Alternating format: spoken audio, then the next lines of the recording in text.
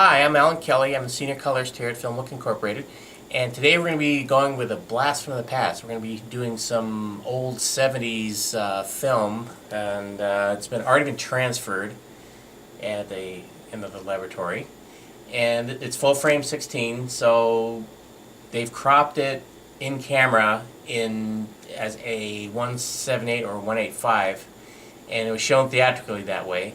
But in the case that we're seeing here, we're getting the full frame, which we now have to basically go back to and kind of reposition and blow up and also clean up some of the issues with color and what have you. And also some grain, maybe some getting rid of some dust and what have you. So we're going to do that right now. So the first thing we're going to do is we're going to blow up the picture. So let's add our transform and just blow up the picture ever so slightly to fill up the frame to 178. Now I do realize that we are going with a 178 as opposed to 185, but the director feels that it's not necessary to create the 185 crop, so we'll just go with a 178 16 by 9, so it'll fill the whole frame, especially for Blu-ray and for Netflix and what have you. So we got that, and so I'm going to add my one light transfer, like so. And now let's look at the shot itself. And right now the color is pretty good. The greens are green, has a nice warm glow to it overall. But this thing is absolutely riddled with dust, as you can see.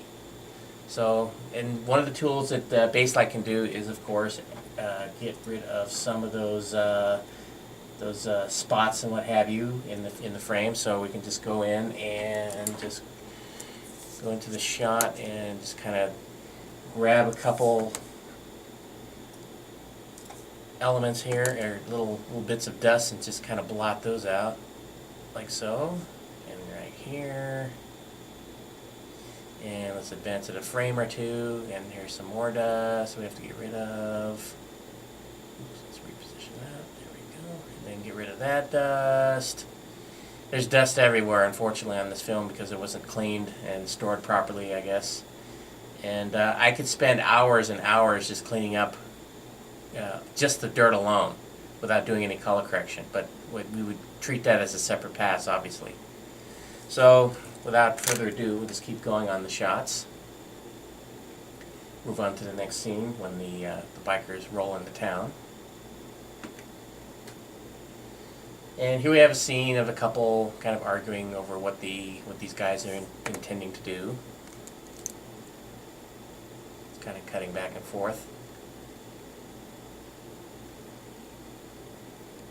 Now the next scene, though, or the next shot, the wide shot, we're going to have a problem.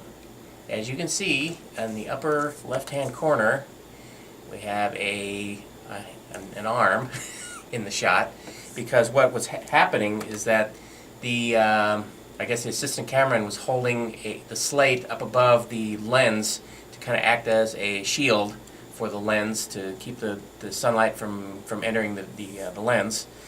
And it's kind of the poor man's mat box, I guess. But as a result, you see the arm clearly in frame. So we just have to blow that up slightly to get him out of the frame. So just blow it up. And maybe reposition the shot a bit. Bring it down like so. So it's just out of frame as far as the cameraman's arm, or the assistant cameraman's arm. So go back to the head of the shot. Nope, still there. Let's move that over a little bit more. There we go. So here's the top of the shot. That's a little better. It's a little soft overall, so what I may decide to do is, in fact I'll do that right now, sharpen it to kind of restore some edge detail. Not too much. We don't want to overemphasize the edges, so otherwise we'll start getting some artifacts. But that's a lot better now. And of course, we have our dust and what have you. So this will take a while to get through and clean up, but hopefully the director will be pleased with the results. Hope you enjoyed that, and we'll see you next time.